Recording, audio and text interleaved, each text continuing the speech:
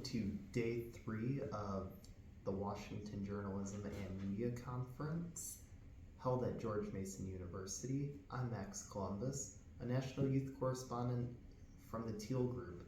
Today we started with breakfast before heading over to the Atlantic to hear from staff editor Janisha Watts, who talked about her transition from being a copyright editor to a staff writer and her experience writing, about creating an outline and how she writes her stories, while also talking about sensitive information with not burning a source. And then we also got to meet with Nancy Youssef, Ashley Parker, and Lucy Owenarip, who are staff writers as well, about their experiences, and they're talking about not burning sources and how sensitive information is important to keep, and that lighthearted talk makes a difference, but also that when you're a writer, that when you're analyzing, not to put your thoughts and opinion into it as it discredits your credibility.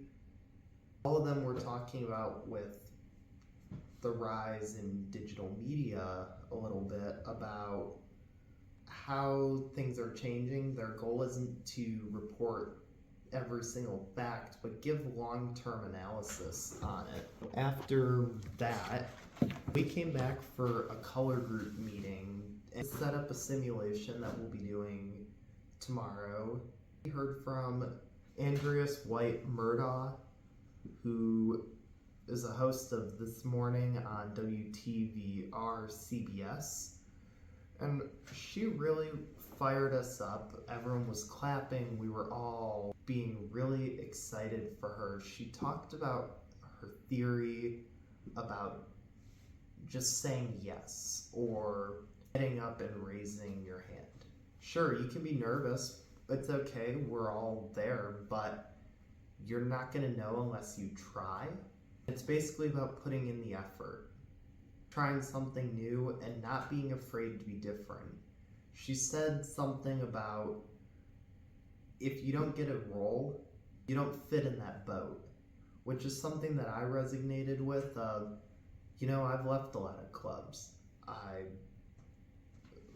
didn't always have the seniority in there, but when you're different or on a different path from someone and you stop fitting in or stuff stops working, it's not your boat and you should leave for your own health. And she was talking about how she went from a booking producer on the show and her experience being an events coordinator and covering the Washington Commanders training camp before doing this, and how she's helped many other businesses.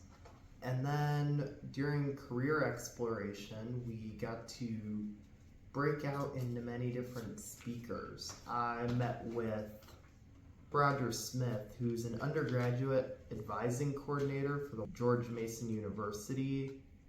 He's a faculty advisor, senior instructor, and he was talking about podcasting and how journalism fits into this. The ethics of journalism don't change. However, it's the platform that changes. All the skills you learn to be a journalist can be transferred into a podcast. It's also interesting to note that podcasts are rising in the charts and radio shows are decreasing, so it's that mix of where do you see the future, some more cost and ethics too, of keeping it simple. If you're going to start something, you don't need a lot of equipment, fancy equipment to get started, just basic skills and a will to try.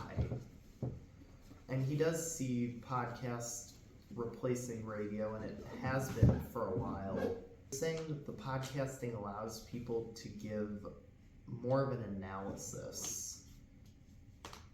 We had dinner at some point in between this and the other speaker, But after that, we had a little hour of social time where I got to talk to Kayla Sharp, just kind of about her experience in journalism and how she got to where she was as a team leader and newsletter, where she gets up in the mornings, reads a newsletter, learns the facts through the day, and puts it all together. But I also got to talk to Ethan Crawford, who's an executive producer for NBC 12 on Your Side, who's a Washington Journalism and Media Conference alumna from 2015. He was a part of the Gray group and joined as a JFA for the Pink group, and he was a student at George Mason University. He did some pretty incredible work, getting some Emmys, starting off at CNN. His whole thing was about connection. He may not know someone, but someone else knows someone.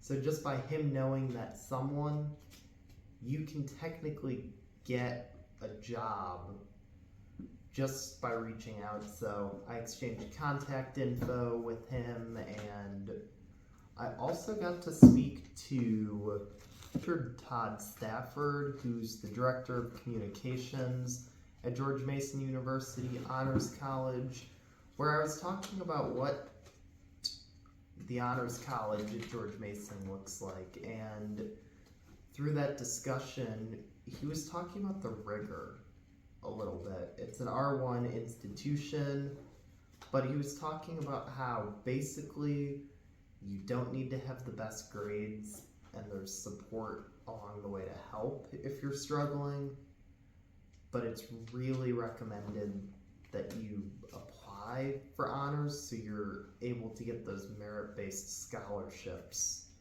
And then we did an activity within our color group, just to have a little fun and get to know you, of doing 20 different things that had to be photographed. And before we knew it, we were in dorms. Crazy day, busy, a lot of fun. Looking forward to day 4 tomorrow, so stay tuned. Can't wait to see you then.